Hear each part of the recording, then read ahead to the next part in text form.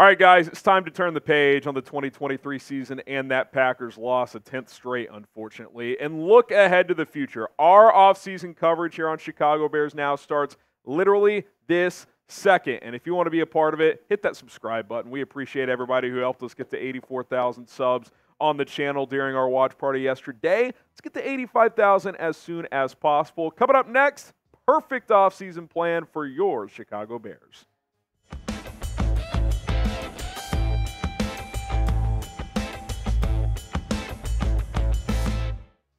Today's episode of Bears Now is presented by True Classic. I'm rocking one of their golf polos right now. You can do the same. Get up to 25% off at trueclassic.com/chatsports. That's trueclassic.com/chatsports.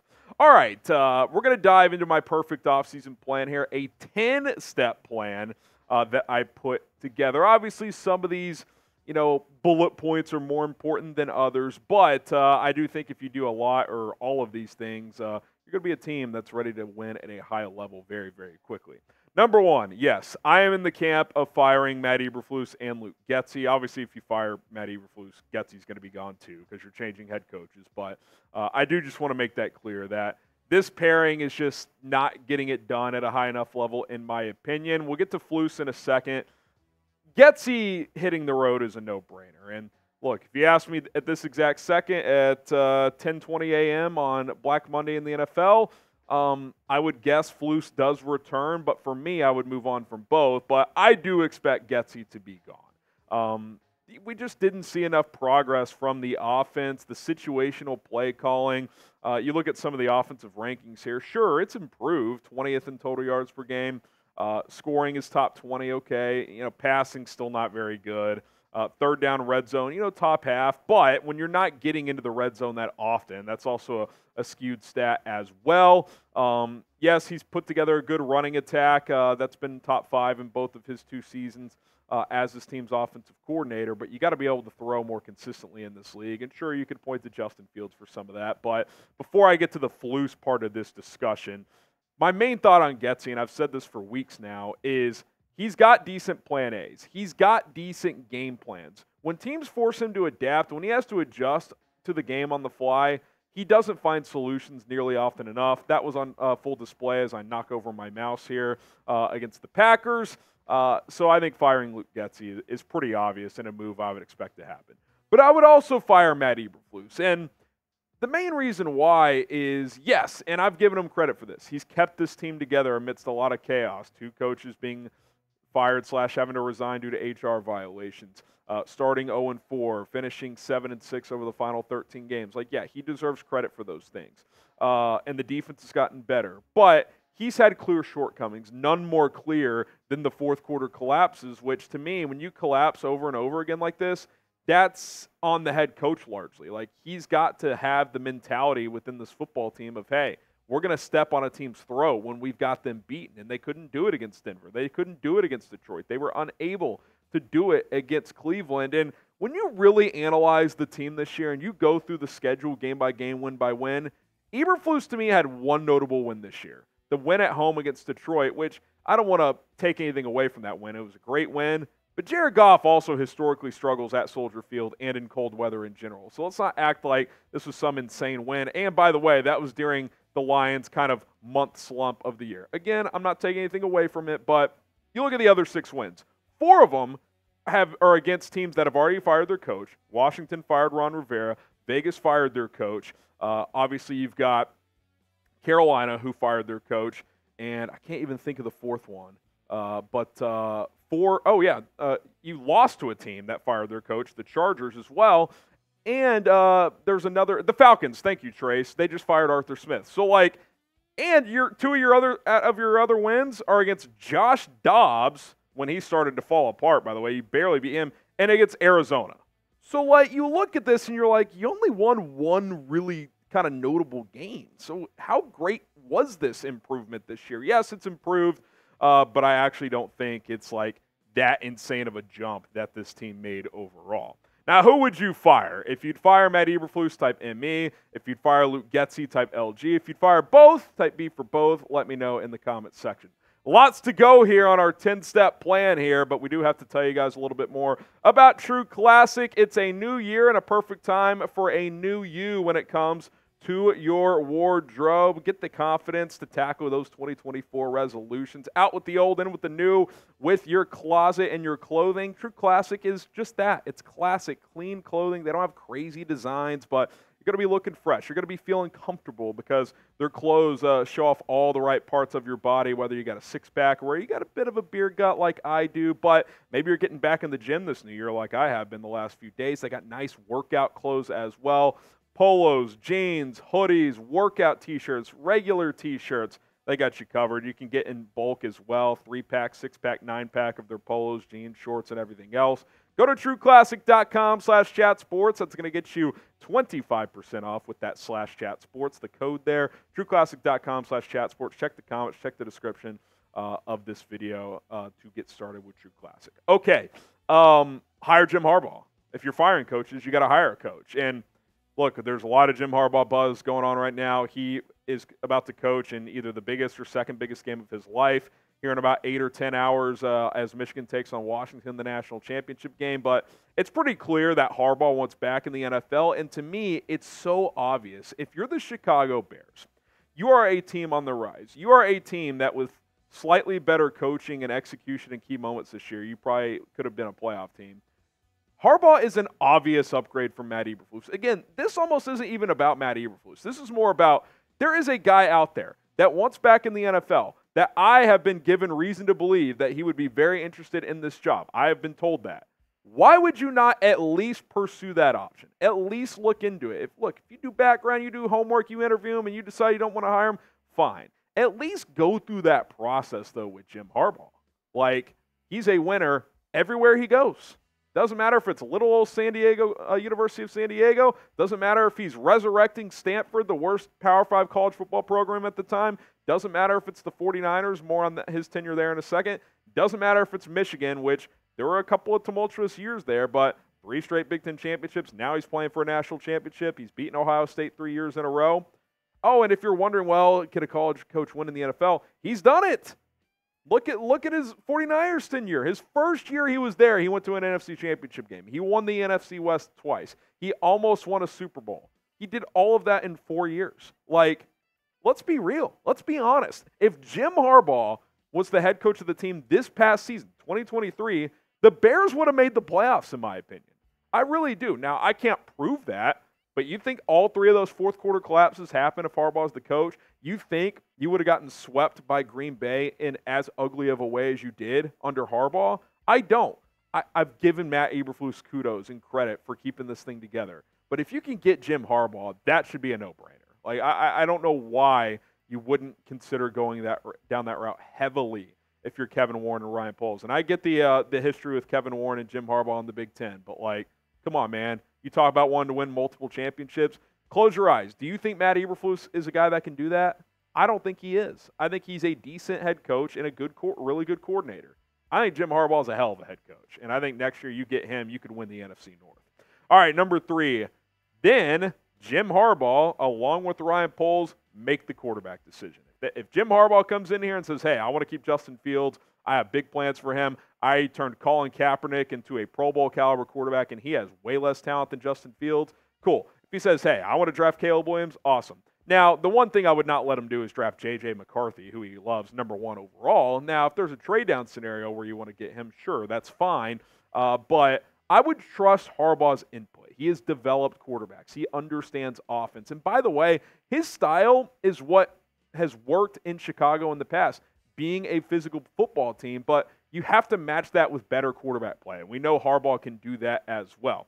Again, I like Justin a lot, but more than anything else, I want Harbaugh. And again, I would trust his input and choice here. If he wants to keep Justin Fields, I would be thrilled with that. If he thinks trading Fields and starting over with the rookie makes more sense, I would sign off on that as well. There's no doubt about it. And there's no doubt that Justin Fields did improve this year. But is it enough to tell any potential coach, if you decide to make changes, that we're keeping Justin no matter what? I don't think it is. Like, again, that's why if I hiring Jim Harbaugh, or hell, even Ben Johnson, that person should have heavy input on who the quarterback is going to be. Not because I don't trust Ryan Poles, I do, But if you bring in an offensive coach or a coach of Jim Harbaugh's status, they should have major input on the quarterback decision, which is a big one coming up this offseason. What would you guys do with Justin Fields? Type T for trade, K for keep. Make the call down in the comment section below. All right, step number 4 is we got a lot more to go here. Resign Jaylon Johnson. Again, I've used the phrase no-brainer a lot. Did you watch the Packers game yesterday? Yeah, you need Jaylon Johnson. They really missed him in that game, guys. There's a reason PFF has him as the highest-graded corner in the NFL this year. He had a breakout year. I mean, he was already a good player, but he became an elite player this year. I really hope he gets all pro honors because he certainly deserves that. And, again, the Packers game really showed his value. It really, really did. Tyreek Stevenson's a damn good player. I like Terrell Smith as like a number 3, number 4 corner. I think he could develop into a full-time starter, but he's not there yet. He didn't play that well yesterday. Great luxury to have. But I don't think you're ready to roll with Tyreek Stevenson as your 1, Terrell Smith as your number 2 on the outside, and Kyler in the slot. Like, keep Jaylon Johnson. Sure, if you have to franchise tag him, that's fine as well. But he's got to be on this team next year, period, end of story. Number 5 here, cut Cody Whitehair and Eddie Jackson. And I think Cody Whitehair knows it's the end. If you listen to him talk yesterday, he said they're on the rise, talking about this football team, not we're on the rise. That felt notable to me. Eddie Jackson, he did not play that well yesterday. I've said it all year. I like Eddie. If he wants to take a big pay cut, sure. But if you cut both, you save almost $22 million. That is huge. I mean, you could sign a big-time edge rusher with that money. Just that money alone, on top of the 62-ish million you're already going to have, you're going to have in the mid-80s million, depending on where the cap number comes out, if you cut these 2 players. If you don't, you'll be low 60s, but I think Whitehair's for sure a cut. Maybe Eddie Jackson's a pay cut type of situation. Maybe he'd be willing to do that to stay with this football team, but you'd have to cut that number at least in half if you're Ryan Poles, if you ask me. So we'll see what happens with Bojack, but I think cutting both is justified if you decide to go that route. All right, number 6 here. Sign Danielle Hunter. And there's other edge rushers that are younger and could grow with this football team longer perhaps, and we'll look at those guys in a second. But Danielle Hunter knows this division very, very well. The Vikings are not in a good salary cap situation. I mean, you look at what this guy did this year. The guy was a menace on Minnesota's defensive line. If you can get someone to pair with Montez Sweat, that's arguably the best edge duo pairing in the NFL if you get Sweat along with Danielle Hunter. Now, you look at some of the top free agent edges right now, along with Hunter. Brian Burns, Josh Allen. Would I rather bring in one of those 2 guys because they're younger? Yes, but realistically, they're not hitting the open market. They're both going to get franchise tagged, I would imagine, at minimum, and likely get long-term deals. I'm not trading for one of those guys on a franchise tag. Chase Young, I like maybe him or Bryce Huff, as a cheaper option, but still fairly expensive.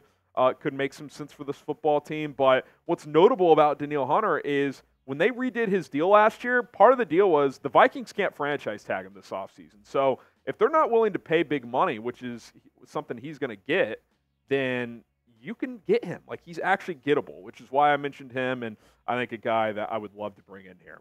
All right, number 7, I would draft a top wide receiver. There are some good free agent receivers, T. Higgins, but again, Michael Pittman, but a lot of those guys are going to get franchise tagged as well. I would draft one of these 3 players. Marvin Harrison Jr., Rome Odunze, Malik Neighbors. And even if you draft Caleb Williams, number 1 overall, there's still a decent chance with your own pick at number 9, Odunze or Neighbors will be there. And if not, you can trade up a spot or 2 to get them if you really want to. Like, I want one of these 3 players on the Chicago Bears because it was clear as the season went on, Darnell Mooney's not a number 2. I don't expect him back next year. DJ Moore's a great number 1. You bring in one of these dudes, one of these 3 guys could become your future number 1, and then DJ slides into that number 2 role in a couple of years potentially. But even if not, you still have 2 damn good receivers if you go that route. Then maybe you sign like a slot receiver or something like that. So give me one of MHJ, Odunze, or Neighbors to pair with DJ Moore, and let's play some ball. I think this team will score points. Will the Bears draft a receiver in round 1? Type Y for yes or type N for no. I certainly hope so. I think it's time to swing big on a receiver early on in the draft, and this is a great draft to do it. All right, a few more here. Find a quality center. I put the NFL logo. I don't care if it's the draft. I don't care if it's free agency, but just once again, center play just is costing you plays and games. I mean, Dan Feeney was just terrible yesterday. Let's be completely honest. You look at some of the top free agents here. It's not a great list. I really liked Connor Williams, but he tore his ACL. So in Week 14, we'll see how that impacts his potential, free agent. Maybe you can get him cheaper because of that, but unclear when he'll be ready. Andre James has been pretty good for the Raiders. Lloyd Cushenberry is a good young player. I'm not sure he's a scheme fit, but he's a player to monitor. Tyler Biadasz and Aaron Brewer, they're kind of some lesser players, but would still be upgrades over Lucas Patrick, so I'd still be open to that. You look at the top center prospects, according to Mel Kiper. You got Graham Barton at Duke, who's been rising up boards. I love Cedric Van Pran and Zach Frazier, Jackson Powers Johnson, Matt Lee. Look, in a perfect world, you draft a center, kind of like the Chiefs did with Creed Humphrey a few years ago, and he's ready to go day one and is a really good player. It's not always the case with rookies, but that would be the ideal scenario. But if you're not convinced that's the case, then go sign a veteran that can at least be league average. Okay, this is going to be an interesting one. I would sign Derrick Henry if the price was right. Now, I wouldn't overpay him, but in a free agent class that also is going to have Saquon Barkley, Josh Jacobs, Tony Pollard, and Austin Eckler, with Derrick Henry going to be 30 years old, and yes, I understand this could be a hot take. But when I think what this team wants to do, and especially if you do get Jim Harbaugh, this is going to be a team, regardless of who's at quarterback, Justin Fields or a rookie, that you're going to want to be able to run the ball consistently. And yes, the stats show the Bears were a good running team this year.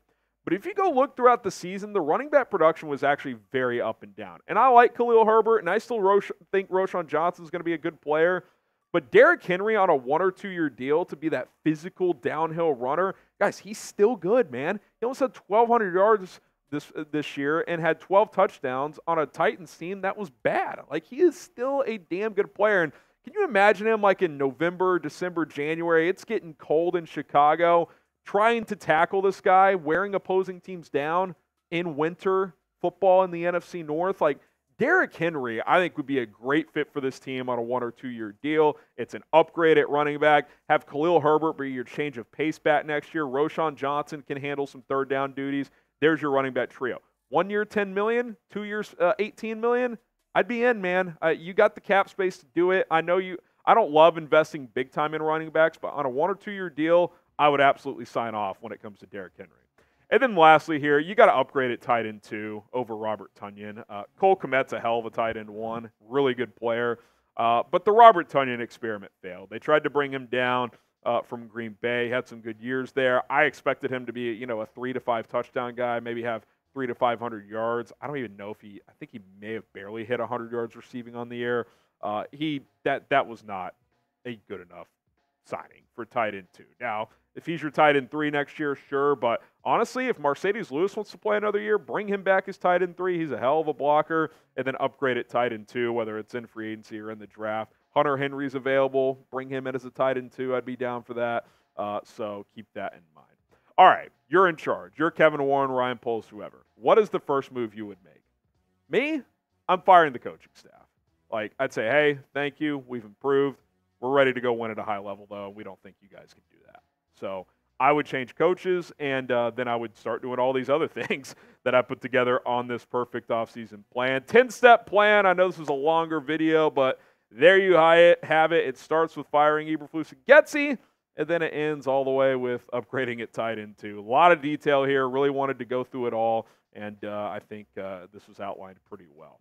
All right, guys, appreciate everybody who made it to the end of the video. I know this was a longer episode. Shout out to Trace for producing this longer video. He's killing it as always. My name is Harrison Graham. We will be live later today for Black Monday, and if there's any new news, we'll have that covered. And, of course, juicy rumors are already dropping, so stay tuned for that.